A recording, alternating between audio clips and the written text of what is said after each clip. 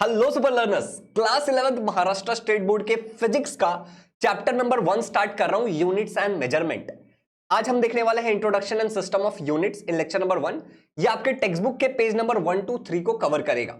Learners, my name is Shubham Jha and educator by choice, a certified memory coach and a creative learner. And हाँ, तुम सबका प्यारा भाई।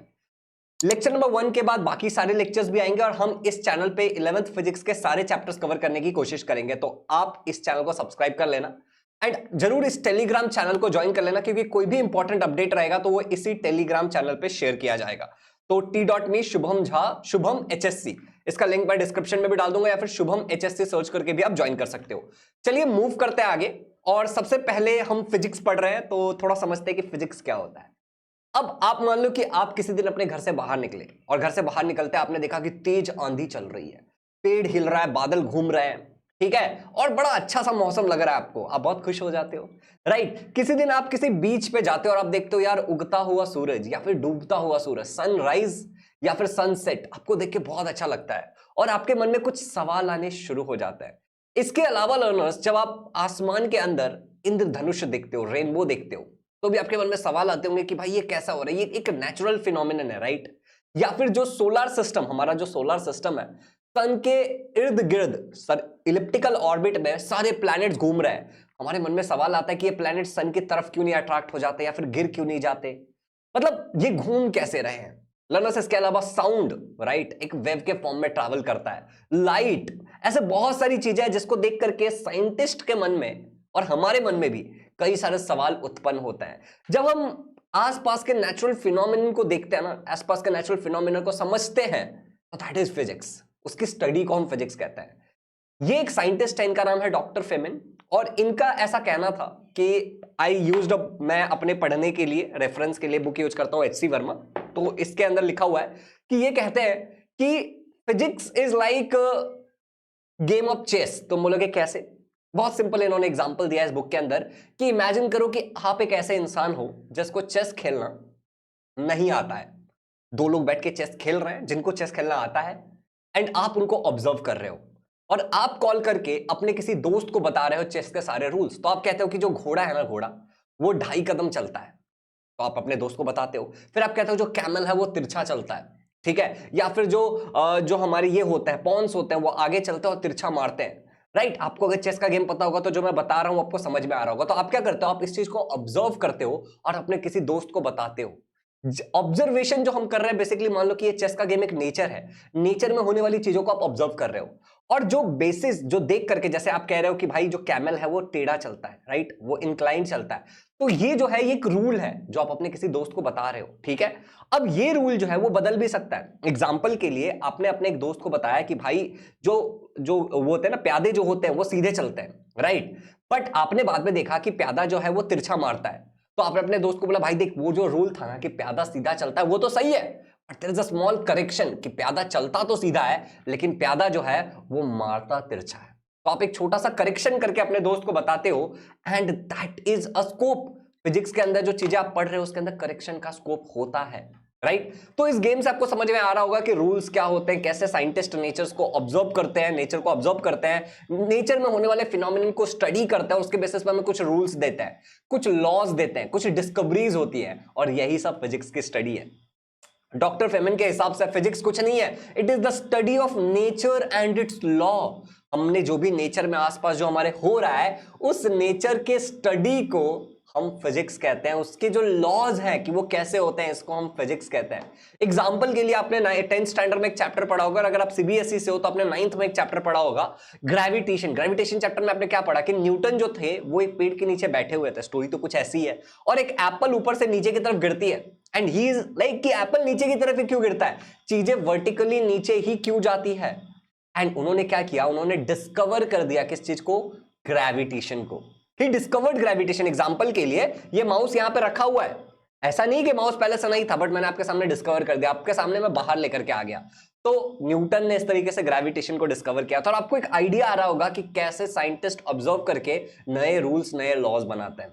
Learners, physics की अगर मैं बात करूं तो physics is a quantitative science. Quantitative मतलब जिसमें हम क्वांटिटी से रिलेट करते हैं, वेयर वी मेजर, जहां पे हम किसी चीज को मेजर करते हैं।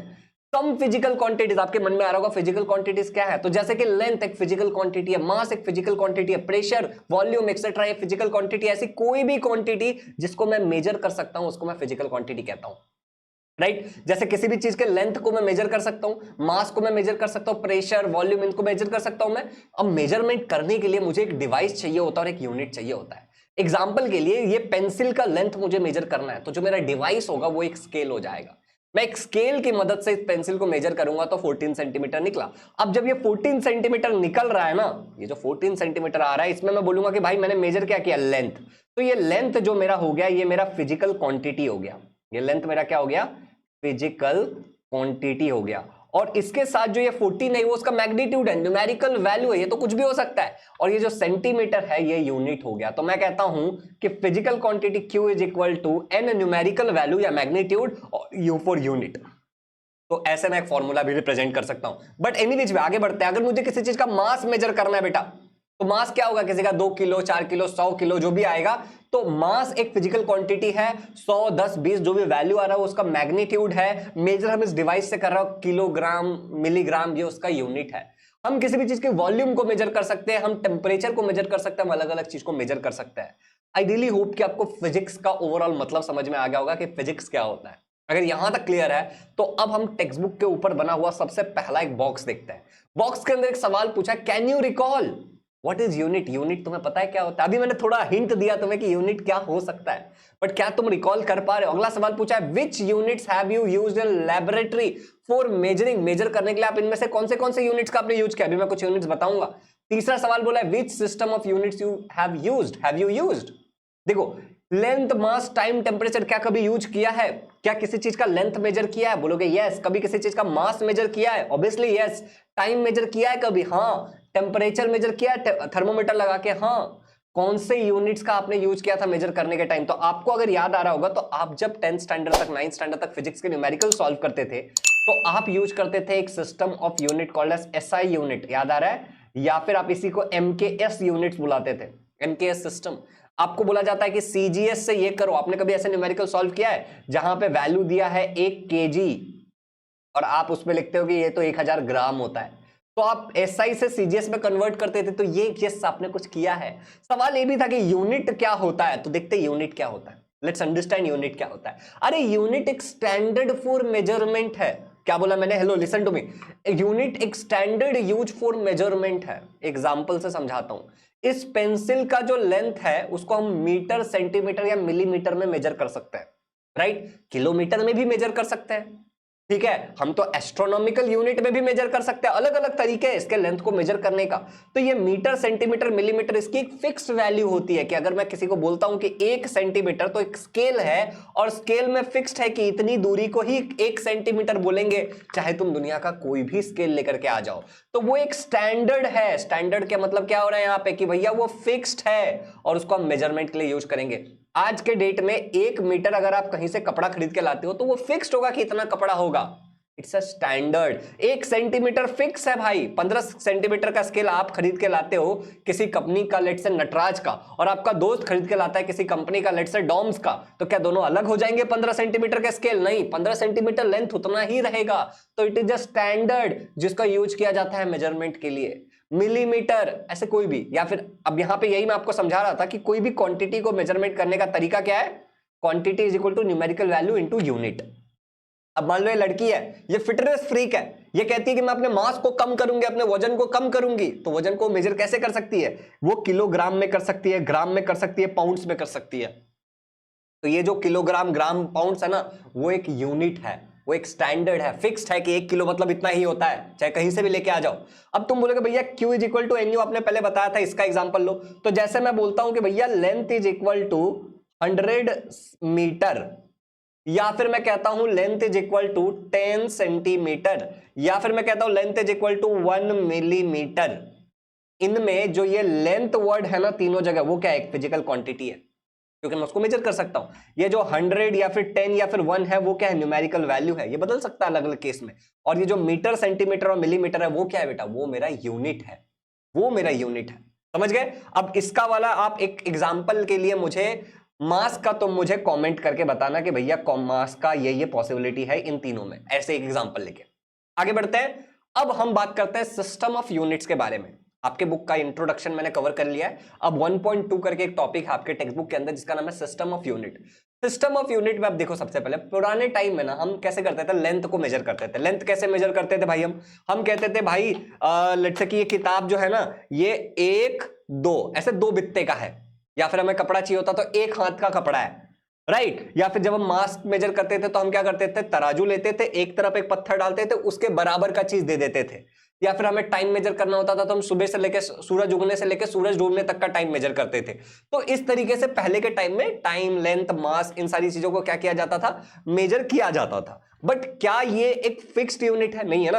अब मेरा हाथ का साइज अलग हो सकता है, आपके हाथ का साइज अलग हो सकता है, तो कुछ फिक्स चीजें बनाई गई और ज्यादातर पहले लेंथ, मास और टाइम को मेजर किया जाता था। अब देखो हमने क्या क्या पढ़ रखा है, सीजीएस यूनिट आपने पढ़ रखा है। ये सेंटीमीटर, सी मतलब होता है, जी मतलब ग्राम और एस मतलब होता है सेकंड, इसको हम सीजीएस सिस्टम बोलता है।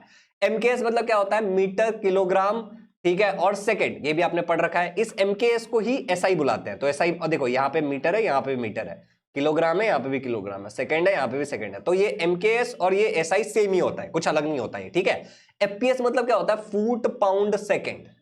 आपने देखा होगा ना भाई, तू 2.5 फुट का है, तू 1.5 फुट का है, तो हम एफपीएस सिस्टम का इस्तेमाल करते हैं मेजरमेंट करने के लिए। ये क्या एक तरीका है मेजर करने का अपना अपना, अलग अलग देश अलग अलग टाइप से करते हैं। एग्जांपल के लिए समझो, 1971 से पहले हमारा जो अर्थ था, मान लो कि उसमें अलग अलग कॉन्टिनेंट है, तो एक ए नाम का है, एक बी नाम का, एक सी नाम का, एक डी नाम का, ऐसे मान लो। अब ए वाले जो है वो क्या करते थे, वो मेजर करते थे यूजिंग सीजीएस सिस्टम।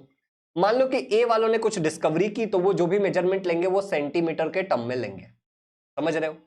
वो ग्राम के टर्म्स में लेंगे, वो सेकेंड्स के टर्म्स में लेंगे, समझ रहे हो। वो ये नहीं बोलेंगे 1 घंटा, वो एक नहीं बोलेंगे कि 1 घंटा, वो बोलेंगे भैया 3600 सेकेंड्स, ऐसे बोलेंगे वो, समझ रहे हो। वो ये नहीं बोलेंगे कि भाई 100 मीटर, वो आपको क्या बोलेंगे भैया, 100 मीटर को वो क्या सेंटीमीटर में बोलेंगे, समझ रहे हो ना। वो सेंटीमीटर के टर्म्स में बोलेंगे। अब जो बी वाले थे वो एमकेएस में मेजर करते थे और सी वाले थे वो एफपीएस में मेजर करते थे। अब लेट्स से कि ए वाले देश ने, ए वाले कॉन्टिनेंट ने एरोप्लेन बनाया, इन्होंने जो भी चीजें शेयर की इसके बारे में, अब दूसरी कंट्री जो बी है या फिर जो दूसरा कॉन्टिनेंट के लोग हैं, उनको क्या करना पड़ेगा, इसको पूरा कन्वर्जन करके देखना पड़ेगा अपने अंडरस्टैंडिंग के लिए। तो it was very difficult, right. तो इसीलिए क्या किया गया, इंटरनेशनल कॉन्फ्रेंस बुलाया गया ऑन 14th, देखो 1971 में क्या किया गया, एक 14th इंटरनेशनल जनरल कॉन्फ्रेंस हुआ, मतलब 14वां इंटरनेशनल जनरल कॉन्फ्रेंस है, ठीक है। किसके ऊपर, वेट्स और मेजर्स के ऊपर, कि वजन और उसको मेजर कैसे करेंगे, वेट्स वगैरह को, ठीक है। तो उन्होंने क्या रिकमेंड किया कि भैया अब हम इंटरनेशनल सिस्टम यूज करेंगे, सब लोग एक ही सिस्टम यूज करेंगे। और इन लोगों ने जो सिस्टम यूज करने के लिए एक्सेप्ट किया उसको एसआई सिस्टम बोलते हैं, सिस्टम इंटरनेशनल, समझ गए। ओके, अब इस एसआई के अंदर क्या था, 7 फंडामेंटल क्वांटिटीज थे। ये कुछ नहीं है भाई, एमकेएस ही है बेसिकली, ठीक है। लेकिन इसके अंदर इन्होंने कुछ चीजें बनाई, उन्होंने बोला कि 7 फंडामेंटल क्वांटिटीज होंगे, बहुत सारे डिराइव्ड क्वांटिटीज होंगे और 2 सप्लीमेंट्री यूनिट्स होंगे। तुम्हारे मन में सवाल आ रहा होगा कि भैया ये 7 फंडामेंटल क्वांटिटी कौन से होंगे, कुछ डिराइव्ड क्वांटिटीज कौन से होंगे और 2 सप्लीमेंट्री यूनिट्स कौन से हैं, इसी को हमें डिटेल में पढ़ना आज के लेक्चर में। अब बहुत ध्यान से देखो, फंडामेंटल क्वांटिटी में इट इज द क्वांटिटी, सबसे पहले समझते हैं कि फंडामेंटल का मतलब क्या होता है, कि इसके बिना काम नहीं चलेगा, समझ रहे हो। तो it is the quantity that does not depend on any other quantity for its measurement. ये एक ऐसा क्वांटिटी है जो किसी और क्वांटिटी पे बिल्कुल डिपेंड नहीं करता है मेजरमेंट के लिए। एक ऐसा क्वांटिटी है जो दूसरे क्वांटिटीज पे डिपेंड नहीं करता है मेजरमेंट के लिए। एग्जांपल के लिए लेंथ, समझ रहे हो, क्या लेंथ इनमें से किसी पे भी डिपेंड कर रहा है, पूरी तरीके से नहीं। मास, क्या मास इनमें से किसी पे भी डिपेंड कर रहा है, नहीं। इंडिविजुअली आप उसको मेजर कर सकते हो। Time, temperature, electric current, amount of substance, luminous intensity, ये 7 फंडामेंटल क्वांटिटीज हैं, आपको ये लर्न करना है।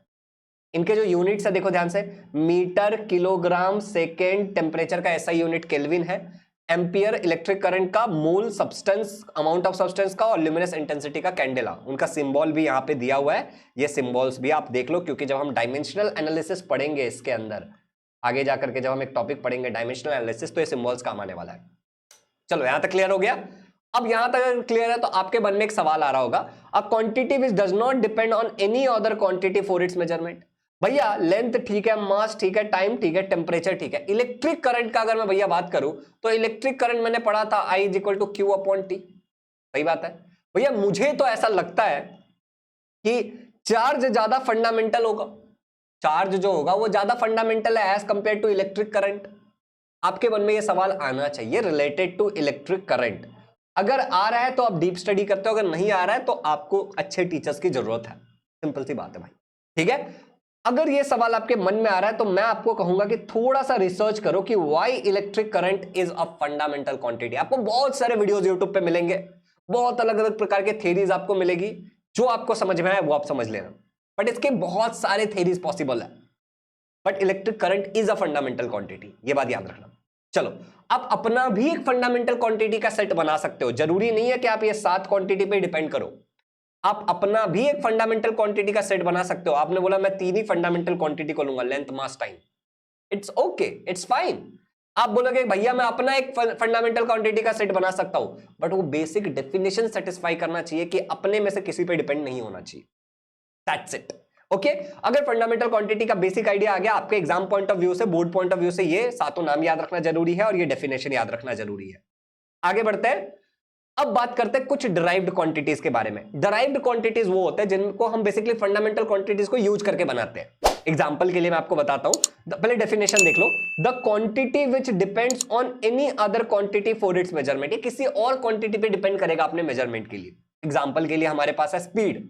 अब स्पीड का मतलब होता है डिस्टेंस अपॉन टाइम, और स्पीड, अब यहां पे डिस्टेंस क्या है बेटा? डिस्टेंस तो बेसिकली हमारा लेंथ ही है ना, और टाइम टाइम है। तो देखो, दो अलग चीजों पे डिपेंडेंट है, समझ रहे हो? दो अलग चीजों पे डिपेंडेंट है ये। डिस्टेंस क्या होता है? लेंथ ही होता है ना। यहां से यहां तक का डिस्टेंस मतलब क्या है कि हम इसका लेंथ मेजर कर रहे हैं। आगे बढ़ता है, दूसरा एग्जांपल लेते हैं। अब एक और सवाल आएगा जो आप बाद में पढ़ोगे कि डिस्टेंस और डिस्प्लेसमेंट में अंतर क्या होता है। तो आपने 9th स्टैंडर्ड में एक चैप्टर पढ़ा होगा, laws of motion, Maharashtra state board में। तो उसमें आपको ये समझ में आ गया होगा कि डिस्टेंस और डिस्प्लेसमेंट मतलब क्या होता है। मैं शॉर्ट में बता देता हूं। डिस्टेंस मतलब होता है total length covered by an object. जैसे ये जो आदमी है वो यहां से क्या कर रहा है, इस रास्ते से ऐसे आगे की तरफ जा रहा है, ठीक है, इस रास्ते से आगे की तरफ जा रहा है। तो इस रास्ते से जब आगे तक की तरफ जा रहा है तो यहां से 2 मीटर, यहां से 4 मीटर, यहां से 2 मीटर गया, ठीक है। तो 2, 4 और 2 कितना हो जाएगा? 6, 7, 8। तो 8 मीटर इसका क्या हो जाएगा? डिस्टेंस हो जाएगा। लेकिन अगर मैं डिस्प्लेसमेंट की बात करूं तो it is the length between initial and final position. आपको करना क्या है, कहां से स्टार्ट किया, कहां पे एंड किया, उसके बीच में एक स्ट्रेट लाइन बनाना है। सिंपली शॉर्टकट, एक स्ट्रेट लाइन बनाना है, उस दोनों को कनेक्ट करके स्केल रख के। तो ये कितना होगा? ये एक्चुअली 4 मीटर ही होगा। तो यहाँ पे जो डिस्प्लेसमेंट होगा वो 4 मीटर होगा। और अब क्योंकि आप दोनों को कनेक्ट कर रहे हो तो किस डायरेक्शन में जा रहे हो? तो लेट्स से टुवर्ड्स नॉर्थ जा रहा हूं मैं, एग्जांपल के लिए टुवर्ड्स नॉर्थ जा रहा हूं, तो यहाँ पे डायरेक्शन इंपॉर्टेंट है। अब क्योंकि यहाँ पे डायरेक्शन इंपॉर्टेंट नहीं है तो ये एक स्केलर क्वांटिटी है, यहाँ पे डायरेक्शन इंपॉर्टेंट है इसलिए वेक्टर क्वांटिटी है। आपके मन में ये भी सवाल आ रहा होगा कि भैया स्केलर क्या होता है, वेक्टर क्या होता है? स्केलर वो क्वांटिटी होता है जिसमें डायरेक्शन का कोई इंपॉर्टेंस नहीं है। वेक्टर वो क्वांटिटी होता है जिसमें डायरेक्शन का इंपॉर्टेंस है, आपको डायरेक्शन लिखना पड़ेगा। आपको एक डेडिकेटेड चैप्टर है स्केलर एंड वेक्टर्स पे, तो चिंता मत करो, अगले चैप्टर में हम वही पढ़ने वाले हैं। आगे बढ़ते हैं। अब स्पीड का एग्जांपल हमने लिया था। स्पीड क्या है? स्पीड मतलब होता है distance covered per unit time. मैं कुछ डिराइव्ड क्वांटिटी के एग्जांपल्स बता रहा हूं। तो डिस्टेंस डिवाइड बाय टाइम, ये हमारा स्पीड है। ये एक स्केलर क्वांटिटी अभी हमने देखा, क्यों? क्योंकि डिस्टेंस स्केलर है, टाइम स्केलर है, दोनों में डायरेक्शन की कोई इंपॉर्टेंस नहीं है। और इसका यूनिट क्या होगा? मीटर पर सेकंड। डिस्टेंस लेंथ है, मीटर में मेजर करते हैं। टाइम सेकंड है तो मीटर पर सेकंड हो जाएगा इसका यूनिट, ठीक है। Same velocity, displacement. डिस्प्लेसमेंट भी क्या है? लेंथ ही तो है ना डिस्प्लेसमेंट, लेकिन डिस्प्लेसमेंट एक वेक्टर क्वांटिटी है, इसलिए यहां पे ये वेक्टर क्वांटिटी है, ठीक है। और ये क्या है? टाइम है। टाइम को हम सेकंड में मेजर करते हैं, लेंथ को हम लोग मीटर में मेजर करते हैं, तो इसका यूनिट क्या हो गया? मीटर पर सेकंड। एग्जाम्पल के लिए लेते हैं एक्सलरेशन। एक्सलरेशन का मतलब क्या होता है? पिकअप।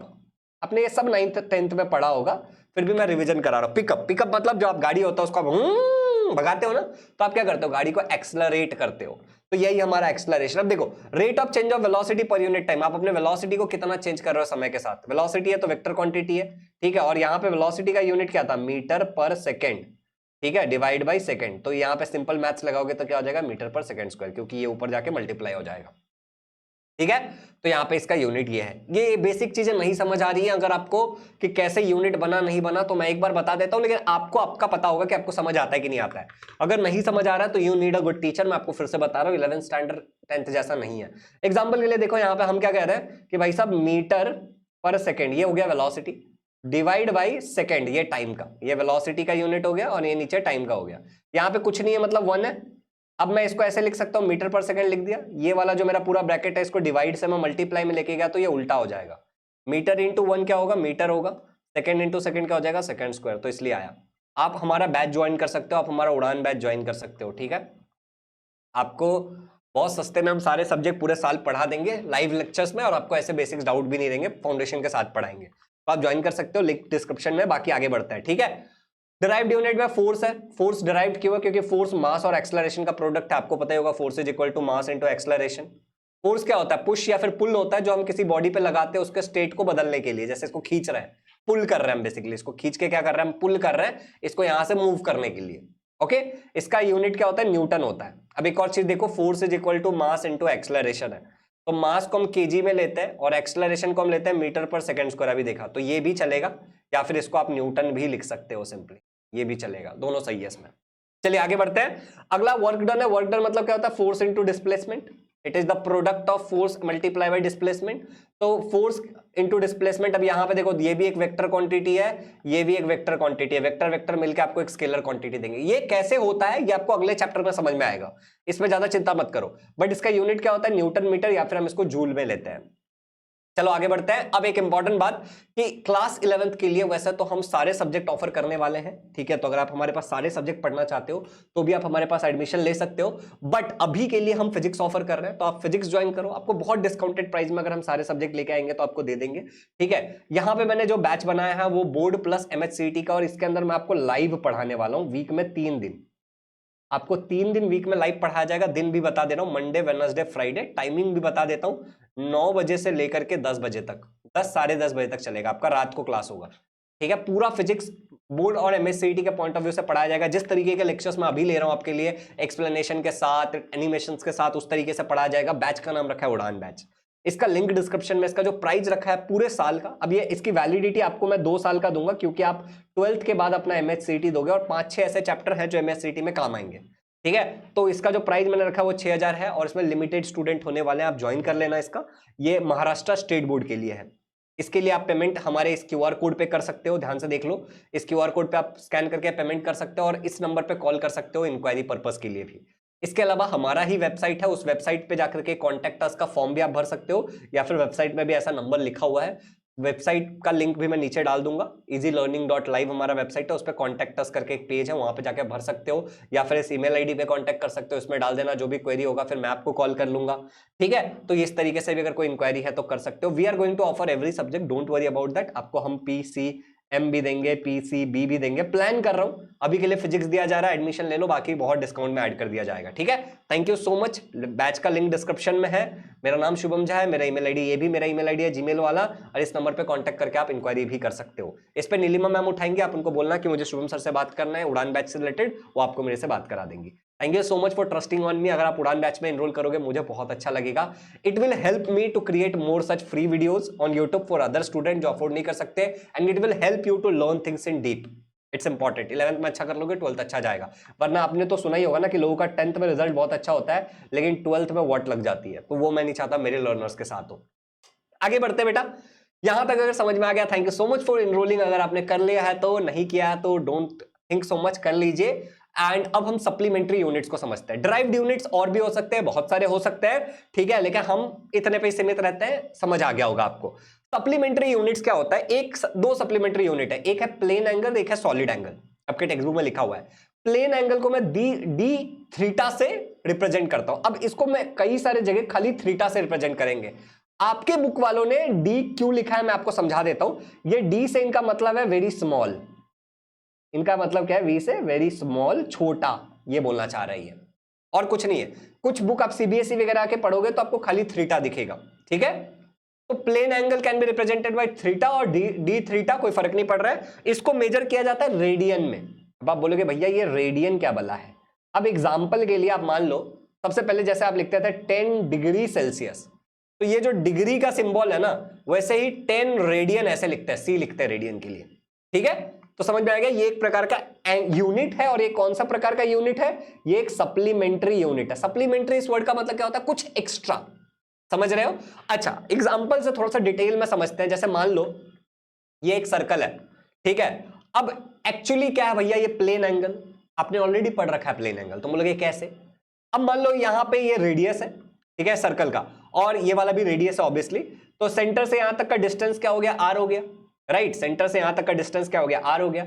अब यहां पे बीच में एक एंगल बनेगा, ये जो बीच में एंगल बन रहा है ये डी थीटा है। अब आपने जो पढ़ा है, आपने पढ़ा है कि इस एंगल को कैसे मेजर करते हैं। आपने पढ़ा है कि अगर 90 डिग्री होगा तो हम राइट एंगल बुलाएंगे, याद है? आपने पढ़ा है अगर एंगल को मेजर करने का 90 डिग्री होगा तो हम राइट एंगल बुलाएंगे, राइट। अगर लेस देन 90 होगा तो एक्यूट एंगल बुलाएंगे, अगर मोर देन 90 होगा तो ऑब्ट्यूस बुलाएंगे। तो यहां पे जो ये एंगल बन रहा है ना, यही हमारा प्लेन एंगल है। समझ रहे हो बात को? अब इस प्लेन एंगल को हमें रेडियन में मेजर करना है, डी थीटा है। अब मान लो कि यहां प्लेन एंगल के कारण ये दोनों जो रेडियस है आर आर जो है, दोनों तो रेडियस ही है ना, उसके कारण जो ये एरिया कवर हो रहा है, जो कर्व कवर हो रहा है, कर्व दिख रहा है आपको जो मैंने डार्क कर दिया, ये जो कर्व बन रहा है इसको मैं बोल देता हूं डी एस। यहां से यहां तक को मैं ये सरफेस को डी एस बुला देता हूं। अब एस मतलब सरफेस है, डी मतलब छोटा सरफेस है, समझ रहे हो ना? एस मतलब सरफेस है, डी मतलब क्या हो गया, छोटा सरफेस है, और कुछ नहीं है। आप खाली एस भी लिखोगे तो चलेगा। अब हमें जानना है कि भैया ये डी थीटा का फॉर्मूला क्या है। डी थीटा का जो फॉर्मूला होता है, plane angle is equal to, याद रखना, आर्क लेंथ, ये जो ब्लैक कलर का जो था ये आर्क लेंथ है, ये आर्क लेंथ है हमारा, डिवाइड बाई रेडियस। अब आर्क लेंथ क्या है बेटा आपका? आर्क लेंथ है आपका डी एस, रेडियस क्या है बेटा आपका आर। तो ये आपका फॉर्मूला बन जाएगा। एक छोटी सी इंपॉर्टेंट बात आपके एमएचसीईटी पॉइंट ऑफ व्यू से, आपके competitive exam point of view से, कि इसको रेडियन में मेजर करते हैं। सबसे पहले तो आर ए डी लिखोगे आप रेडियन का, और दूसरी बहुत इंपॉर्टेंट बात कि इट्स अ डायमेंशनलेस क्वांटिटी। तुम बोलोगे भैया ये डायमेंशनलेस क्यों है? मुझे बताओ, ये जो आपने आर्क लेंथ लिया ये क्या है? एक प्रकार का लेंथ है। नीचे जो आपने रेडियस लिया, रेडियस भी क्या है? एक प्रकार का लेंथ है। लेंथ लेंथ कट, कुछ बचा क्या? नहीं बचा, इसलिए ये डायमेंशनलेस है। समझ आ गया? चलिए बहुत बढ़िया। ऐसे डिटेल एक्सप्लेनेशन आपको उड़ान बैच में हम देते हैं, आप आ सकते हो। अब अगला वाला देखते हैं हम लोग सप्लीमेंट्री यूनिट्स में। अगला हमारा है सॉलिड एंगल। तुम बोलोगे भैया ये सॉलिड एंगल क्या होता है? सॉलिड एंगल को हम डी ओमेगा से करते हैं। भैया हमने तो ओमेगा कुछ ऐसे पढ़ा था। देखो बेटा, एबीसीडी में मैंने तो ए ऐसे पढ़ा था, बाद में मुझे बोला गया ऐसे भी ए होता है। तो एक बड़ा ओमेगा, एक छोटा ओमेगा, समझ आया? एक बड़ा ओमेगा, एक छोटा ओमेगा। अब आप बताओ कि ये वाला जो ओमेगा है, जिसको आप ओम पढ़ते थे, इसको आप ओम पढ़ते थे, रेजिस्टेंस का यूनिट, ये बड़ा ओमेगा है, छोटा ओमेगा? कमेंट में बता देना मुझे, ये मुझे कमेंट में बता दो। वीडियो को शेयर करना और लाइक करना है। इस वीडियो पे मैं चाहता हूं कि इस वीडियो पे एटलीस्ट नहीं भी तो 50,000 लाइक्स हो, ये मैं चाहता हूं। ठीक है, आप लोग सपोर्ट दिखाओ, मैं रुकूंगा नहीं। आपका अगर सपोर्ट होगा ना वीडियोस में, आप अगर यहां वीडियो में सपोर्ट दिखाओगे, बैच भी ज्वाइन करोगे, क्योंकि पैसा भी चाहिए ना फ्री में काम करने के लिए, सही बात है कि नहीं है? तो अगर आप ये सब करते हो तो मैं रुकूंगा नहीं, पूरा सिलेबस 11 12 पढ़ाऊंगा ऐसे ही।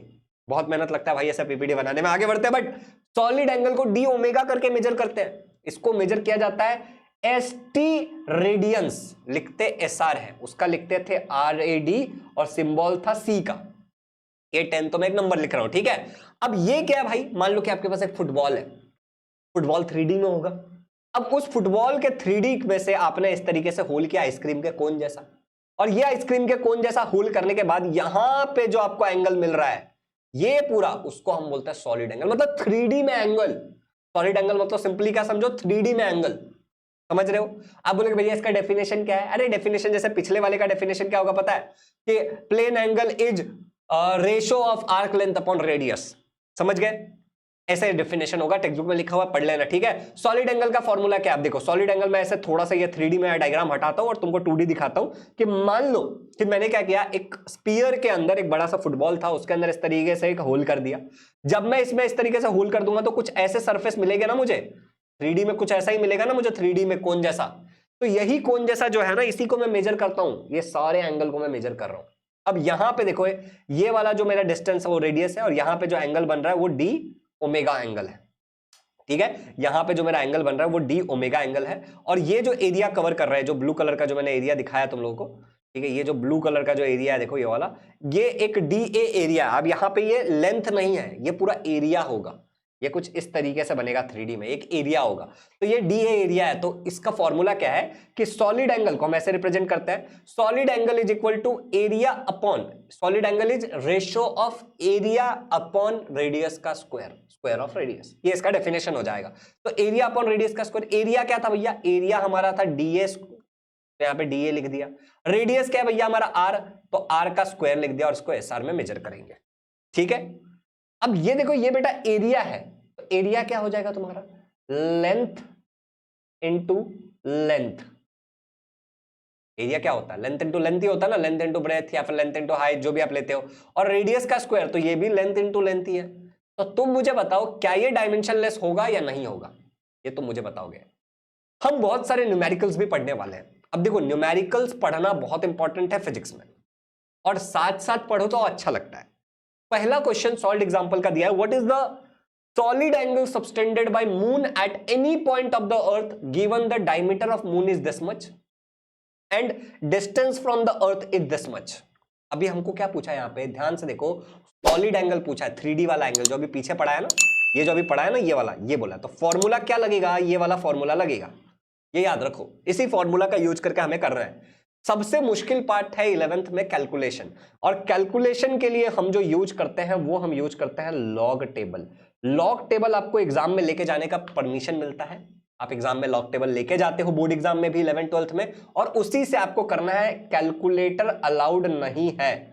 थोड़ी देर में आपको समझ जाएगा कि अगर 10th स्टैंडर्ड में आपने न्यूमेरिकल छोड़ा था और अब यहाँ पे साइंस लिया है तो आपने कितनी बड़ी गलती की होगी, थोड़ी देर में समझ में आ जाएगा।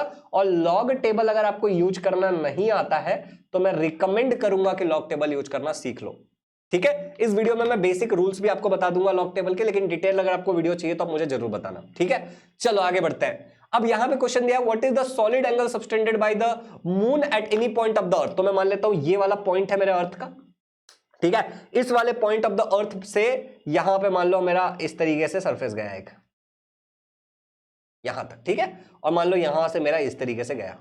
अब यहां पे जो बन रहा होगा कुछ इस तरीके से बन रहा होगा एक सॉलिड एंगल, यही बन रहा होगा ना। इसको अगर मैं और डिटेल में ले लेता हूं ऐसे, ठीक है, तो कुछ इस तरीके का सीन होगा सॉलिड एंगल के लिए। अब मेरा स्ट्रेट लाइन नहीं है, आप समझ के ले लो, मैं ऐसे डायरेक्ट बना रहा हूं ना इसलिए। अब यहां पे ध्यान से देखो, हमें बोला जा रहा है कि diameter of the moon, moon का डायमीटर का मतलब क्या हो जाएगा बेटा, मून का डायमीटर मतलब ये मून का इस तरीके का डायमीटर दिया हुआ है मुझे। अब ये ऐसे लो, या फिर तुमको मन है तो तुम ऐसे ना लेकर के, ठीक है, तुम ऐसे लो, बात तो एक ही है ना। एक मिनट, बात तुम ऐसे भी लो, डायमीटर तो डायमीटर ही रहेगा। तो ये डायमीटर का हमें वैल्यू दिया है, तो मैं लिख देता हूं कि भैया डायमीटर ऑफ मून हमें दिया है। कितना दिया डायमीटर ऑफ मून, देख दो, 3474 किलोमीटर। फिर हमें क्या चाहिए होता, हमारे फॉर्मूला को याद करो, हमारा जो फॉर्मूला था गुरु भाई वो याद करो। हमारे फॉर्मूला में तो रेडियस चाहिए हमें, तो मैं रेडियस में कन्वर्ट कर लेता हूं। तो रेडियस ऑफ मून कितना हो जाएगा, डायमीटर और रेडियस में क्या अंतर है, रेडियस जो होता है डायमीटर का आधा होता है, तो मैं लिख देता हूं डायमीटर डिवाइड बाई 2। तो भैया डायमीटर का वैल्यू क्या है, 34, एक मिनट, हाँ मैं यहाँ पे लिखता हूं अच्छे से, ध्यान से देखो, 3474, यही है ना, गलत नहीं होना चाहिए, 3474 डिवाइड बाई 2, ये आंसर क्या आ जाएगा, 2 1 जा 2, 2 7 जा 14, 2 3 जा 6, 2 7 जा 14, ये इसमें आ जाएगा किलोमीटर में। अब यहां पे किलोमीटर में दूसरा वाला यूनिट देखो, the distance from the earth, तो अर्थ से लेके यहां से लेके यहां तक का जो डिस्टेंस है वो डिस्टेंस हमें दिया, इसको हम रेडियस मानते हैं, इसको नॉर्मली हम रेडियस लेते हैं, ठीक है। इसको हम आर से रिप्रेजेंट करते हैं, ये रेडियस है नहीं एक्चुअली, ये डिस्टेंस है, लेकिन हमने हमारे फॉर्मूला में क्या किया था, इसको आर से रिप्रेजेंट किया था। ये वाला जो ऐसा वाला डिस्टेंस था उसको हमने आर से रिप्रेजेंट किया था। तो यहां पे मैंने आर लिख दिया, r is equal to 3 point, यहां पे इसलिए मैंने कैपिटल आर लिखा है, 3.84 इंटू 10⁸ मीटर। समझ गए, ये डिस्टेंस है। अब यहां पे भाई देख लो एक बहुत इंपॉर्टेंट बात, कि आपको ये मीटर में है, एसआई में है, और ये किलोमीटर में। या तो तुम इसको किलोमीटर में कन्वर्ट कर लो फिर सम सॉल्व करो, या तो तुम इसको मीटर में कन्वर्ट कर लो फिर सॉल्व करो। 1 मीटर 1 किलोमीटर नहीं चलेगा, तो मैं इसको कर लेता हूं। मुझे क्या पता है कि 1 किलोमीटर का मतलब होता है 1000 मीटर। 1000 का मतलब क्या होता है, 10⁻³ मीटर, ये मुझे पता है। तो मुझे पता है कि अगर मैं इसको मल्टीप्लाई कर लेता हूं 10⁻³ से, इसको तो 1737 क्या हो जाएगा, ये मल्टीप्लाई बाई 10⁻³ मीटर, ये मेरा मीटर में वैल्यू मिल गया। अब मैं ना थोड़ा स्क्रीन पे से हट जाता हूं कि तुम्हें पूरा स्पेस मिले, और मेरा नाक भी थोड़ा थोड़ा खुजा रहा है, कि तुम्हें पूरा स्पेस मिले और मैं तुम्हें पूरा न्यूमेरिकल्स करके बता सकूं, ठीक है, अच्छी तरीके से। इसलिए मैं थोड़ा सा स्क्रीन पे से साइड हो जा रहा हूं। यहां तक आप देख लो, अगर आप नोट कर रहे हो कहीं पे तो प्लीज इसको नोट भी कर लो, कि आपको कोई डाउट होगा तो आप बता दोगे, ठीक है, क्योंकि अब मैं नेक्स्ट स्क्रीन पे चलने वाला हूं। अगर यहां तक सब समझ में आ गया है, एक बार वैल्यूज देख लो, क्या क्या हमारे वैल्यूज, 3737 इंटू 10⁻³ ये मीटर, ये हमने कैसे कन्वर्ट किया, क्यों किया, ये भी आपको समझ आ गया होगा। अब क्वेश्चन में भाई देखो हमको क्या निकालना होता है, हमारा जो फॉर्मूला है वो मैं फॉर्मूला एक बार लिख देता हूं। फॉर्मूला क्या था हमारा, फॉर्मूला लिख के नहीं करता हूं, डायरेक्ट लिख देता हूं, सॉलिड एंगल, राइट। हमें क्या निकालना है, सॉलिड एंगल निकालना है। तो सॉलिड एंगल को हम लोग रिप्रेजेंट कैसे करते हैं, सॉलिड एंगल को हम लोग रिप्रेजेंट करते हैं ओमेगा से, डी ओमेगा या ओमेगा, और उसका फॉर्मूला क्या था याद करो, एरिया अपॉन रेडियस का स्क्वायर, यही फॉर्मूला था ना। तो इसी फॉर्मूला को लेके हम आगे जाएंगे, लेकिन यहां पे आपको एरिया चाहिए होगा फिर। अब एरिया किसका चाहिए, इसका, ये वाला एरिया ना, ये जो ब्लैक कलर का जो सरफेस है, जिसको अभी चलो मैं दूसरे कलर से रंग देता हूं, ये ग्रीन ब्लू कलर से कर दे रहा हूं, ये जो ब्लू कलर से मैंने किया, ये वाला एरिया चाहिए। अब ये किस चीज का एरिया भाई, ये तो एक सर्कल जैसा है, राइट, ये तो एक सर्कल जैसा है। तो इसका अगर मैं एरिया निकालने जाऊं यहां पे, तो एरिया का मेरा फॉर्मूला क्या है बताओ मुझे। एरिया का फॉर्मूला तुम्हें पता ही होगा, पाई आर स्क्वायर, आर क्या होगा, रेडियस ऑफ मून, क्योंकि हम मून वाला निकाल रहे हैं। पाई को पाई ही रहने दो, यहां पे ज्यादा छिड़खानी मत करो, कैलकुलेशन क्यों कर रहा हूं ये बाद में समझेगा। और रेडियस का वैल्यू डाल दो, रेडियस का वैल्यू क्या है, 1737, पीछे एक बार कंफर्म कर लेते हैं वैल्यू, 1737, यहां वाला है वैल्यू 1737 इंटू 10⁻3, तो 1737 इंटू 10⁻3, ये आ गया हमारा वैल्यू। इसका पूरा स्क्वायर है क्योंकि रेडियस का स्क्वायर है, तो इसको इतना ही रहने दो। अब सीधे हम आ जाते हैं एंगल सबटेंडेड निकालते हैं, ठीक है। तो भैया एंगल सबटेंडेड ओमेगा जो हमने लिया था सॉलिड एंगल, इस फॉर्मूला क्या था इसका याद करो, फिर से लिख दो एक बार, एरिया डिवाइड बाय रेडियस का स्क्वायर, ये हमारा फॉर्मूला था। बट ये रेडियस मतलब एक्चुअली क्या है, ये वाला लेंथ जो मैंने रेड कलर से यहां पे दिखाया, ये वाला मेरा एक्चुअल लेंथ है, जो 3.84 इंटू 10⁻8 मीटर है। तो अब यहां पे देखो एरिया का फॉर्मूला क्या था तुम्हारा, पाई इंटू ऊपर वैल्यू निकाला ना एरिया, ये वाला, तो ये क्या है 1737 इंटू 10⁻3 का स्क्वायर, और तुम्हारा ये डिवाइड बाई क्या है भाई, डिवाइड बाई क्या है यहाँ पे, इसको आप डिवाइड करोगे रेडियस, तो रेडियस का वैल्यू कितना है 3.84, ठीक है। तो 3.84 इंटू 10⁻5 था क्या, नहीं 10⁻8 है, 10⁻8 इसका पूरा स्क्वायर, ठीक है। अब यहां तक करने के बाद ना मैं तुमको सिंपल सा एक चीज बताता हूं, तुम्हें क्या करना चाहिए, इसको सिंप्लीफाई करना है तुम्हें, ठीक है। तो पाई के जगह पे लिख दो 3.14, तुम पहले भी लिख सकते थे, कोई दिक्कत नहीं है, मैंने यहां पे लिखा 1737 है, 1737 इसका स्क्वायर है, मल्टीप्लाई बाय 10⁻3 का स्क्वायर है, मैं अलग कर रहा हूं क्योंकि कुछ लोगों को बिल्कुल नहीं आता न्यूमेरिकल, 3.84 का स्क्वायर है, ठीक है, मल्टीप्लाई बाय 10⁻8 का स्क्वायर है। एक छोटा सा फॉर्मूला तुम्हें पता होगा, a⁻m⁻n में क्या हो जाता है, a⁻m इंटू n, ऐसा होता है। इस लॉजिक से 10⁻3 का स्क्वायर क्या हो जाएगा, 10m इंटू n, तो 3 इंटू 2 क्या हो जाएगा, 3 इंटू 2 हो जाएगा, और ये आ जाएगा 10⁻6, इसके जगह 10⁻6 आएगा इसके जगह, ठीक है। अब इसकी बात करते हैं, 10⁻16 आ जाएगा, ये सही बात है ना, इतना तो तुम्हें पता चली गया होगा फॉर्मूला से, तो इसको लिख देता हूं मैं यहाँ पे। अब मैं दूसरे कलर का पेन यूज करता हूं, आपको ये नोट्स में अपने लिखते चले जाना है। तो मैं लिख रहा हूं ओमेगा इज इक्वल टू 3.14, ठीक है, मल्टीप्लाई बाय, यहां पे मैंने उसका वैल्यू नहीं निकाला, 1737 का स्क्वायर, आपको चाहिए तो आप स्क्वायर का वैल्यू निकाल लो, मल्टीप्लाई बाय 10⁻6 यहां पे आ जाएगा आपका, और यहां पे नीचे आ जाएगा ये 3.84 इंटू इसका स्क्वायर है, और ये आ जाएगा 10⁻16। कैसे आया, समझ आया। अब देखो बेटा क्या होगा ना, इसको आप ऊपर की तरफ लेके जाओगे, जैसे आप इसको ऊपर की तरफ लेके जाओगे, मैं इधर से मिटा के डायरेक्ट कर रहा हूं, ठीक है, जैसे ही मैं इसको ऊपर की तरफ लेके जाऊंगा तो ये 10⁻−16 हो जाएगा। ऐसा होने के बाद अगले स्टेप में मैं आ जाता हूं सीधे, क्या किया मैंने वो तुम्हें समझ आ गया होगा, ठीक है, इसलिए मैं बोल रहा हूं कि बाद में आपको ये लिखते चलना है मेरे साथ, 3.14 इंटू 1737 का स्क्वायर मल्टीप्लाई बाय 16 में से 6 हटा लो तो क्या बचेगा, 10⁻−10 बचेगा, डिवाइड बाय 3.84 का स्क्वायर एज इट इज रहने दो। क्यों रहने दे रहा हूं मैं बता रहा हूं। अब यहां तक करने के बाद मेरी बात बहुत ध्यान बहुत प्यार से सुनना, यहां तक करने के बाद आप क्या कर सकते हो, कैलकुलेटर पे आप इसको डायरेक्ट डाल के कर लो, अगर आपके पास एक साइंटिफिक कैलकुलेटर है इस तरीके का तो डायरेक्ट कर लो, लेकिन इससे आप अपनी जिंदगी खराब करोगे 11th-12th में, ठीक है। ऐसा ना करके आपको ये लॉग टेबल की मदद से करना चाहिए। अब लॉग टेबल के बहुत सारे रूल्स होते हैं, वो सारे रूल्स को फॉलो करके आपको इसका आंसर निकालना है। कुल मिला के जब आप इसका आंसर निकालोगे यूजिंग लॉग टेबल, मैं स्क्रीन पे से हट जाता हूं, तो यहीं पे डायरेक्ट आंसर निकलेगा। मैं लॉग का कैलकुलेशन में आपको आगे बताता हूं कि क्या होगा, लेकिन यहीं पे डायरेक्ट कैलकुलेशन करके आपका ये जो पूरा वैल्यू है ना, यहां पे देखो, ये वाला जो पूरा वैल्यू है, ये वाला पूरा, इस पूरे वैल्यू को आप 2 मिनट में निकाल लोगे लॉग टेबल से, एंड इसका जो वैल्यू आएगा आपका वो आ जाएगा 642,700, मल्टीप्लाई बाय 10⁻⁻10 ऐसे ही रहने दो, ये आपका आंसर सही है, ये आपका सही आंसर है, राइट। लेकिन आपके टेक्स्ट बुक में क्या लिखा है, 10⁻5 लिखा है। तो हम क्या करेंगे, डेसिमल अभी यहां पे है ना, तो हम डेसिमल को शिफ्ट करेंगे। देखो हम 5 बार शिफ्ट करेंगे, 1 2 3 4 5, ठीक है।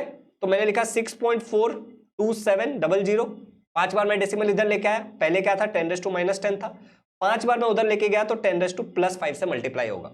इसको मैं जैसे ही कैलकुलेट करूंगा तो 6.42700 को छोड़ दो क्योंकि डेसिमल के बाद है, ठीक है, और ये आ जाएगा 10⁻5 और इसके आगे आ जाएगा STR, समझ रहे हो। तो ये मेरा ओवरऑल सही आंसर है। अब देखो ये मेरा सही आंसर है, ये वाला, ठीक है। बट तुम्हारे मन में अब यही सवाल होगा कि भैया ये तो सही है, बट ये वाला जो आपने कैलकुलेशन किया इतने जल्दी हम कैसे करेंगे, क्योंकि ये कैलकुलेशन में तो अब हमारा दिमाग खराब हो जाएगा, राइट। तो मैं तुम्हें कुछ लॉग के रूल्स बताऊंगा, उस रूल्स के हिसाब से हमें करने हैं। बेसिक से मैं सिंपल से तुम्हें सिंपल भाषा में रूल्स बता देता हूं, अगर तुम बोलोगे तो मैं नया आपको लॉग का अलग से वीडियो भी बना दूंगा, एंड इट्स इंपॉर्टेंट, बनाना ही है वैसे भी।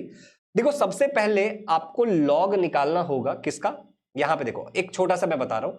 अगर हमारे पास एक नंबर है, जैसे हम मल्टीप्लीकेशन, मैं 3 चीजें आपको बताऊंगा अभी। एक मैं आपको मल्टीप्लीकेशन का रूल बताता हूं, ठीक है। मल्टीप्लीकेशन का क्या होता है कि जब a इंटू बी आपको निकालना है, ठीक है, तो आप क्या करोगे, पहले लॉग ऑफ a निकालोगे। Let's say log of a का कुछ तो वैल्यू आया, कुछ भी वैल्यू आया, फिर आप लॉग ऑफ b निकालोगे। लेट्स से उसका कुछ तो वैल्यू आया, ठीक है। Log of a log of b, क्योंकि मल्टीप्लाई है तो यहां पे ऐड होगा, ओके। यहां पे आपको जो भी वैल्यू आ रहा है, लेट्स से कि यहां पे वैल्यू आ गया 3.4123, इस नंबर का आप एंटी लॉग निकालोगे, इस नंबर का आप एंटी लॉग निकालोगे, जो भी इसका एंटी लॉग का वैल्यू आएगा, जो भी रूल्स है वो फॉलो करके, वो आपका फाइनल आंसर होगा। अगर यही हमारा डिवीजन है, मैं बेसिक तुम्हें बता रहा हूं एकदम, ठीक है, a डिवाइड बाय b है, तो आप ऐसे में क्या करते हो, पहले तो लॉग ऑफ a निकालते हो जो भी आया ये, फिर लॉग ऑफ b निकालते हो जो भी आया ये। अब यहां पे सब्सट्रैक्शन होता है। अगर हमारा क्या है, a डिवाइड बाय b है, और जो भी इसका आंसर आएगा, लेट्स से इसका आंसर है 3.4123, इसका आप क्या करोगे, एंटी लॉग निकालोगे, और जो इस एंटी लॉग का आंसर होगा वही तुम्हारा आंसर होगा। ये समझा। अगर यहां तक तुम्हें समझा है तो अब मैं एक चीज और बता देता हूं, एक छोटा सा रूल और है। अब मान लो कि ऐसा नंबर है a रेज़ टू स्क्वायर, या फिर a रेज़ टू 4, या फिर a raise to any number, ऐसा जब भी होता है, जैसे हमारे पास है ना, हमारे पास क्या है 1737 का स्क्वायर, इसका नॉर्मली आप आंसर कैसे निकालोगे, 1737 मल्टीप्लाई बाय 1737। अब इसको मल्टीप्लाई करके इतना बड़ा आंसर आएगा, इतना करना ही नहीं है। ऐसा जब भी केस हो, a रेज़ टू 2 या a रेज़ टू 3 या तो a raise to 4, a raise to anything, तो लॉग का एक रूल है। लॉग का रूल क्या है कि भैया जो भी आपका नंबर है, ठीक है, वो नंबर को आप आगे लिखो, मल्टीप्लाई बाय लॉग ऑफ जो आपका है वो निकालो।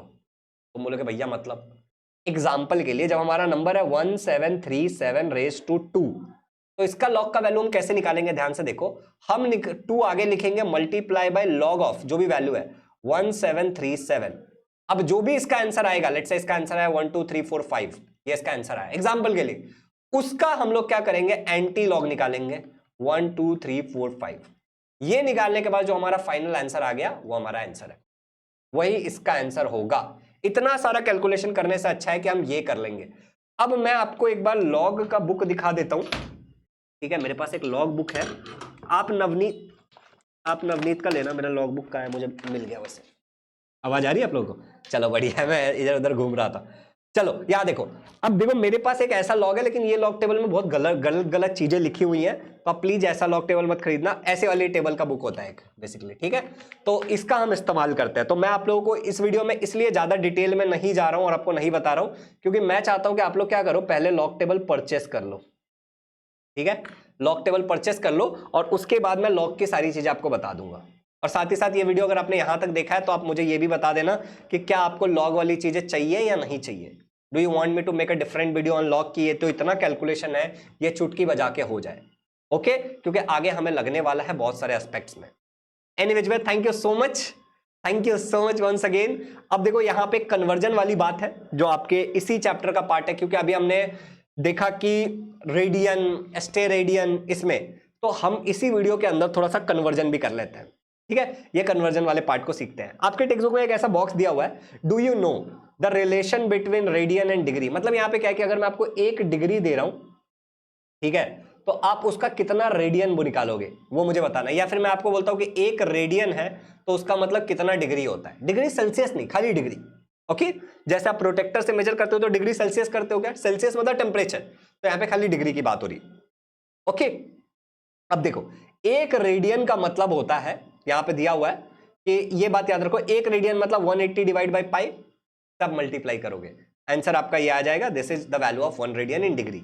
सिमिलरली 1 डिग्री का मतलब होता है पाई बाय 180, उल्टा है। ये जो भी लिखा है आपको अभी नहीं समझेगा शायद, तो मैं आपको सिंपल भाषा में समझाता हूं मेरे तरीके से ना आपको यूं समझ में आ जाएगा चीजें। अब मेरा तरीका देखो क्या बोल रहा हूं, मैं डिटेल में समझाता हूं तुम्हें है क्या एक्चुअली। ठीक है, कॉन्सेप्ट समझना। एक सर्कल है मेरे पास, इस सर्कल का रेडियस आर है। अगर इस सर्कल में मैं सरकमफेरेंस की बात करूं तो सरकमफेरेंस किसको बोलते हैं, हम इसको बोलते हैं सरकमफेरेंस। ये पूरे सर्कल का सरकमफेरेंस होगा 2 पाई आर, सर्कल का सरकमफेरेंस तो हम ऐसे ही निकालते हैं, ये तुम्हें पता है। अब यहां पे क्या, मैं जब पूरे सर्कल के सरकमफेरेंस की बात करता हूं तो मैं बात करता हूं कि ऐसे पूरा पूरा, अब बिल्कुल बात करता हूं। अब पूरे सर्कल का जो डिग्री होता है कितना होता है, अगर मैं एक सर्कल में पूरा घूमूंगा तो कितना घूमूंगा, लेट्स से मैं थीटा डिग्री घूमा, और ये थीटा की वैल्यू कितनी होगी, 360। ये थीटा की वैल्यू कितनी होगी, 360 होगी, 360 डिग्री होगा ना। बट हमें क्या पता है कि अगर ये प्लेन एंगल है, अगर ये प्लेन एंगल है, पीछे मैंने सिखाया था सॉलिड एंगल और प्लेन एंगल, तो प्लेन एंगल के हिसाब से इसका फॉर्मूला क्या होगा, arc length divide by radius. अब ये पूरा मैं घुमा तो कितना घुमा, circumference of the circle, arc मेरा कितना, ये पूरा बड़ा सा आर्क बना मेरा, सरकमफेरेंस ऑफ द सर्कल, तो आर्क के जगह पे क्या आ जाएगा मेरा 2 पाई आर, और रेडियस क्या है मेरा आर है, theta is equal to 2 pi upon r. ये आर आर कैंसिल होगा, यहां पे ऊपर वाला आर आर कैंसिल हो गया, तो मेरे पास थीटा का वैल्यू क्या मिला, 2 पाई।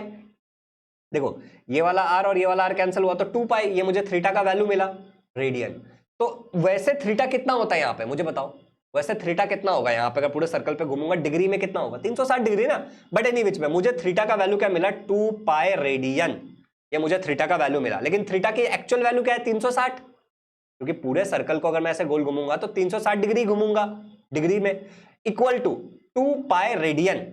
तो 360 का मतलब होता है 2 पाई, ये समझ आ गया। 360 डिग्री का मतलब कितना होता है, 2 पाई होता है। अगर मुझे ये पता है 360 degree is equal to 2 pi radian, अगर मैं 360 को 2 से डिवाइड कर दूं तो 180 हो जाएगा। तो मुझे यहां पे भी 2 से डिवाइड करना होगा, तो 2 2 कैंसिल, तो यहां पे क्या बचेगा, इक्वल टू पाई रेडियन। तो 180 का वैल्यू कितना है, पाई रेडियन है। मैं डिग्री से रेडियन आपको बता रहा हूं लर्नर्स। इसी तरीके से 90, अगर मैं इसको फिर से 2 से डिवाइड करता हूं तो यहां पे भी मैं 2 से डिवाइड करूंगा, तो 180 डिवाइड बाई 2 क्या हो जाएगा, 90 हो जाएगा। तो 90 is equal to pi by 2 radian. Let's say मैं इसको और 2 से एक बार डिवाइड कर देता हूं तो यहां पे क्या आ जाएगा, 45। 45 इज इक्वल टू, यहां पे भी 2 से डिवाइड करना पड़ेगा, तो 2 2 जा 4, ये मल्टीप्लाई हो जाएगा, तो पाई बाई 4 रेडियन। तो आपको एक तरीका तो मैंने ऐसे बता दिया कि आप डिग्री से रेडियन में कन्वर्ट कर सकते हो, लेकिन व्हाट इफ क्वेश्चन में लिखा हुआ है, आपको क्वेश्चन में ऐसा लिख दिया कि भैया मुझे बताइए 47 डिग्री मतलब कितना रेडियन, ऐसा क्वेश्चन में पूछ लिया, समझ रहे हो, 47 डिग्री मतलब कितना रेडियन, या बोल दिया कि 31.5 डिग्री मतलब कितना रेडियन, तो आप ऐसे 2 से डिवाइड कर करके तो आंसर नहीं निकाल पाओगे, सही बात है ना। तो वहां पे आपको क्या चाहिए, थोड़ा सा ना रूल्स पता होना चाहिए। 180 is equal to pi radian है, ये आपको पता चल गया। अगर मैं मान लो कि यहां पे 180 को 1 से मल्टीप्लाई कर देता हूं तो कुछ फर्क पड़ेगा क्या, आंसर क्या रहेगा, यहां पे 180 मल्टीप्लाई बाय 1 180 ही रहेगा। तो मुझे पाई को भी 1 से मल्टीप्लाई करना पड़ेगा, तो पाई को भी अगर मैं 1 से मल्टीप्लाई कर दूंगा तो कोई फर्क नहीं पड़ेगा वैसे, राइट। अब अगर मैं इस 180 को उठा के उधर भेज देता हूं, ठीक है, तो यहां क्या बचेगा, 1 डिग्री बचेगा, is equal to pi divide by 180 हो जाएगा। ये क्या हो जाएगा एक्चुअली, ये हो जाएगा आपका पाई डिवाइड बाई 180 डिग्री। तो क्या मुझे, डिग्री नहीं, यहां पर रेडियन लिखेंगे हम लोग, ठीक है, यहां पर रेडियन लिखेंगे। तो क्या मैं ये बोल सकता हूं कि भाई 1 डिग्री का मतलब पाई डिवाइड बाई 180 रेडियन है, मुझे 1 डिग्री का फॉर्मूला मिल गया। अब ऐसे 1 डिग्री के जगह अगर कोई भी थीटा डिग्री हो, कुछ भी 31 41 53 कुछ भी हो, तो मैं क्या करूंगा, उस पर्टिकुलर वैल्यू को मल्टीप्लाई करूंगा पाई बाय 180 से। तो आपके टेक्स्ट बुक में जो यहां पे लिखा हुआ था कि अगर आपके पास डिग्री में वैल्यूज हैं, डिग्रीज में वैल्यू है, तो पाई बाय 180 से आप मल्टीप्लाई करोगे उसको, ये लिखा हुआ है यहां पे। इज इट क्लियर, डिग्री में वैल्यूज है तो पाई बाय 180 से आप क्या करोगे, मल्टीप्लाई करोगे पाई बाय 180 से। चलो एक काम करते हैं, रेडियन ये समझ आ गया, दिस इज द फॉर्मूला, याद रखना, कोई भी डिग्री में वैल्यू है तो उस डिग्री को पाई बाय 180 से मल्टीप्लाई करोगे, रेडियन में वैल्यू मिल जाएगा। चलो एक काम करते हैं, theta degree is equal to pi by theta multiply by pi by degree, pi by 180 ये रेडियन में आएगा। इसको यूज करके 60 डिग्री का वैल्यू निकालते हैं एक बार। क्या होगा 60 का, क्या करना होगा आपको 60 के लिए, 30 के लिए क्या होगा आंसर, और 3 डिग्री के लिए क्या होगा, आपको इसका आंसर निकालना। अब मैं आपको कैलकुलेशन बता देता हूं यहां पे कैसे करोगे आप ले लोगे 60 degree is equal to theta, ये हमारा 60 का वैल्यू है, वापस हमें थीटा लिखना है तो आप फिर से 60 डिग्री लिखोगे यहां पे, ठीक है। 60 डिग्री ना लिख करके आप खाली 60 भी लिखोगे तो चलेगा यहां पे, ठीक है, क्योंकि हमें रेडियन में कन्वर्ट करना है। मल्टीप्लाई बाय पाई बाय 180, ये वाला जीरो ये वाला जीरो कैंसिल, तो ये क्या हो जाएगा 6 1 जा 6, 6 3 जा, तो ये क्या हो जाएगा 1 upon multiply by pi bye 3, तो आंसर क्या आएगा पाई बाय 3। आंसर क्या आना चाहिए इसका पाई बाय 3 रेडियन में। आगे चलो ठीक है, अगर ये वाला क्लियर है तो अब दूसरा करते हैं। 30 डिग्री हमारे पास, 30 डिग्री को हमें कन्वर्ट करना है, तो हम क्या करेंगे 30 मल्टीप्लाई बाय पाई अपॉन 180। अब क्या हो जाएगा ये बताओ, 0 0 कैंसिल, 3 1 जा 3, 3 9 जा 18, सही बात है ना, नहीं 3 6 जा 3 6 जाएगा, ये 6 जाएगा, तो आंसर क्या आ गया 1 इंटू पाई डिवाइड बाई 6, तो ये आ जाएगा पाई बाय 6। क्या सही है, ऑब्वियसली सही है। चलो एक काम करते हैं, अब दूसरा करते हैं, 3 डिग्री वाला करते हैं, ठीक है, 3 डिग्री वाला करते हैं। तो 3 डिग्री क्या होगा, 3 एज इट इज लिखते हैं, फिर डिवाइड मल्टीप्लाई किससे कर देते हैं पाई अपॉन 180, तो ये क्या हो जाएगा 3 1 जा 3, 3 6 जा आ जाएगा ना, ये 3 6 जा आ जाएगा, ठीक है, और ये 0 एज इट इज रहेगा तो ये 60 हो जाएगा। तो आंसर क्या आ जाएगा पाई बाय, ये देखो 1 मल्टीप्लाई बाय पाई अपॉन ये 60 हो जाएगा, तो ये क्या हो जाएगा पाई बाय 60, यहाँ पे आंसर आ गया पाई बाय 60। आपको समझ आ गया होगा कैसे करना है, पाई बाय 180 से मल्टीप्लाई करना है सिंपली। अब देखो हमने अभी देखा conversion between radian and degree, ठीक है, हम यही देख रहे थे ना, radian and degree, degree and radian. तो अभी मैंने आपको क्या बोला कि अगर आपको डिग्री से रेडियन करना था, जैसे मैंने अभी बोला 3 डिग्री से आपको रेडियन में निकालना था, तो आपने क्या किया 3 को मल्टीप्लाई कर दिया पाई बाय 180 से, तो आपको डिग्री से रेडियन में मिल गया। लेकिन व्हाट इफ ये तो आपको मैंने बता दिया, ठीक है, 60 डिग्री का आप वैल्यू निकाला आपने, 30 का निकाला, 3 का निकाला, ये आपने अभी निकाला था ना, ये आंसर अभी हमने निकाला था पीछे, तो ये तो आपको पता चल गया। लेकिन व्हाट इफ अगर मैं आपको कहता हूं कि रेडियन से डिग्री में करो, अगर मैं आपको कहता हूं पाई बाय 7 रेडियन है तो कितना डिग्री होगा, उल्टा। तो उल्टा करने के लिए आप क्या करोगे, जो भी रेडियन से डिग्री में तो मल्टीप्लाई बाय 180 बाय पाई करोगे। पहले आप पाई बाय 180 से मल्टीप्लाई कर रहे थे, अब उल्टा कर दोगे 180 बाय पाई से मल्टीप्लाई कर दोगे, समझे। एग्जांपल के लिए पाई बाय 2 रेडियन कितना होगा डिग्री में, हमें डिग्री में आंसर बताना है, कंफ्यूज मत होना, पहले का उल्टा, इतना याद रखना। तो मैं क्या बोलूंगा pi by 2 multiply by 180 by pi, मैं क्या करूंगा 180 बाय पाई, पहले मैं पाई बाय 180 से कर रहा था, अब मैं 180 बाय पाई से मल्टीप्लाई कर रहा हूं, और जो भी मेरा आंसर आएगा वो मेरा आंसर आएगा। तो मेरा आंसर क्या आ जाएगा यहाँ पे, मेरा आंसर आएगा 90 डिग्री। तुम बोलोगे कैसे, तो देखो pi by 2 multiply by 180 by pi, pi pi cancel, 2 1 जा 2, 2 9 जा 18, और यहां पे आ गया 90 डिग्री। पाई बाय 6 रेडियन कितना होगा, अब देखो पाई बाय 6 इसको मल्टीप्लाई कितना करेंगे 180 बाय पाई, इससे मल्टीप्लाई करेंगे, आंसर क्या आ जाएगा, देखो यहाँ पे पाई पाई कैंसल, 6 1 जा 6, 6 3 जा, तो यहाँ पे 0, 30 डिग्री आएगा इसका आंसर, समझे। आंसर क्या आएगा 30 डिग्री। क्लियर हो गया, समझ में आ गया कन्वर्जन भी। अगर यहां तक कन्वर्जन हो गया है तो आज के लेक्चर में हमें इतना ही सीखना था, बट एक छोटा सा पॉइंट और है जो पढ़ ही लेते हैं, क्योंकि अगर ये छोटा सा पॉइंट हम पढ़ लेंगे तो हमारा मेजॉरिटी चीजें खत्म हो जाएंगी। And the point is conventions for the use of SI units. ये आपके बुक में कुछ 1 2 3 4 5 6 7 8 रूल्स दिए हुए हैं। ये रूल्स को हमें पढ़ना है, ये रूल्स को हमें समझना है। मैं एक एक रूल आपको अभी समझा देता हूं डिटेल में, रीड कर करके डायरेक्ट टेक्स्ट बुक से, ठीक है, डायरेक्ट टेक्स्ट बुक से करते हैं। तो हम आ गए हमारे टेक्स्ट बुक के, यहां पे देख लो, टेक्स्ट बुक के पेज नंबर 2 पे, ठीक है, और यहां पे ये हमारा दिया हुआ है convention use for SI units. एक एक पॉइंट मैं आपको एक्सप्लेन करता हूं। पहला पॉइंट क्या है, unit of every physical quantity should be represented bye it's symbol. For example अगर आपको लिखना है 2 किलोग्राम, तो आप 2 किलोग्राम ऐसे नहीं लिखोगे, आप लिखोगे 2 kg। पहली बात सिंबल लिखना है, समझ में आ गया। आपको अगर लिखना है 5 जूल्स, तो आप ऐसे पूरा जूल्स नहीं लिखोगे, आप 5J लिखोगे, रूल ये है। तो पहला पॉइंट समझ में आया सबको कि क्या है, यूनिट्स को हम कैसे मेजर करेंगे, while writing the units we have to make sure कि हम फिजिकल क्वांटिटी के बारे में लिखें।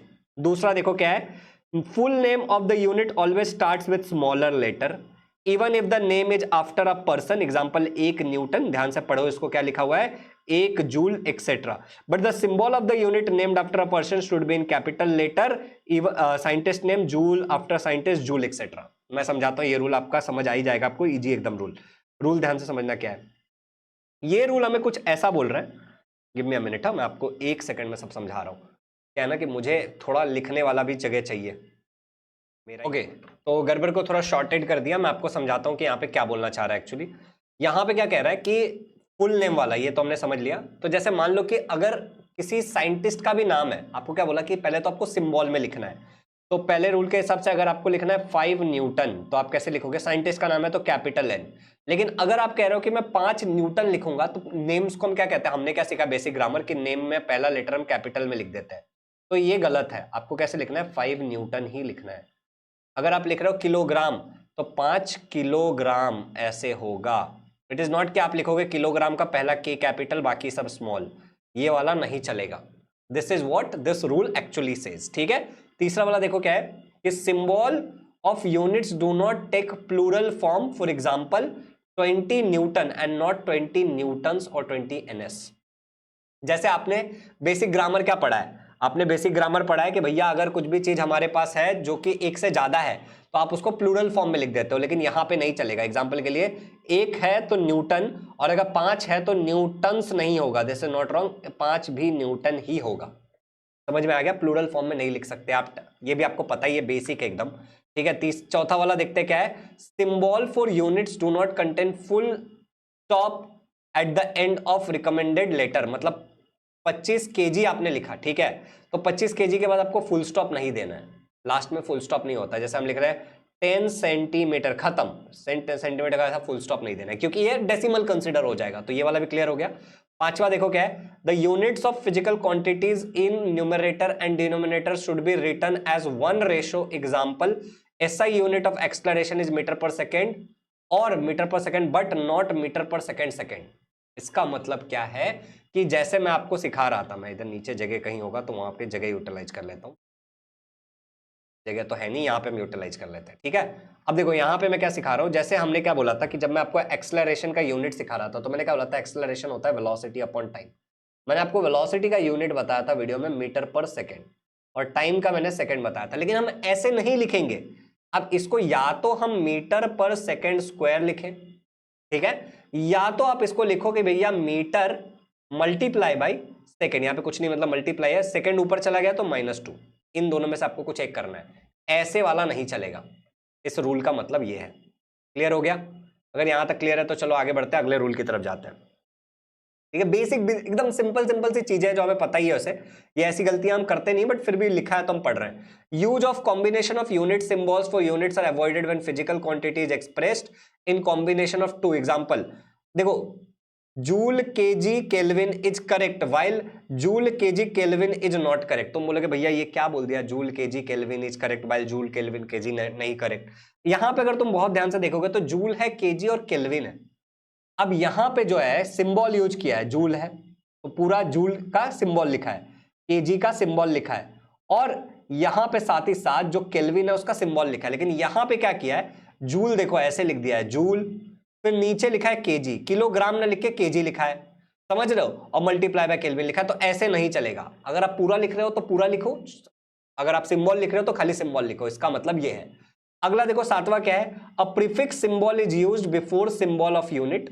The prefix symbol and unit symbol constitute of new symbol of the unit which can be raised to a positive or negative power, मतलब 10 raised to power के form में लिखना है। एग्जाम्पल के लिए आपके पास 1 मिली सेकेंड है तो आप 1 मिली सेकेंड ऐसे ही लिख सकते हो, और उसको 10 raised to -3 लिखोगे तो इसका मतलब होता है मिली।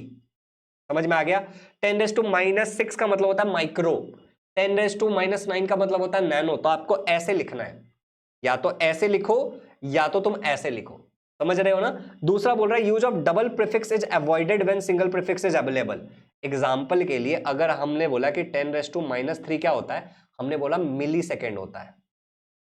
अब अगर 10 raised to -6 लिखा है तो इसका मतलब हम ये नहीं लिखेंगे मिली सेकेंड, ऐसा नहीं चलेगा, दिस इज नॉट राइट। आपको क्या लिखना होगा, अगर 10 raised to -6 है तो इसका ऑलरेडी इसका बना हुआ है कि माइक्रो सेकेंड है ये, का कुछ बना हुआ है तो हमें वही यूज करना है, इसका मतलब ये है। तो यहां तक ये भी क्लियर हो गया। अब देखो 10⁻⁻⁶ नैनो सेकंड आप ऐसे नहीं लिख सकते हो। 10⁻⁻⁹ मतलब क्या होता है? 10⁻³ मल्टीप्लाई बाय 10⁻⁻⁶ होता है। तो आप ऐसे नहीं लिख सकते कि भैया ये मिली सेकेंड है, ये माइक्रो सेकेंड है, ये ऐसे नहीं लिखना है। आपको क्या लिखना है कि ये तो नैनो सेकेंड है। समझ आ गया?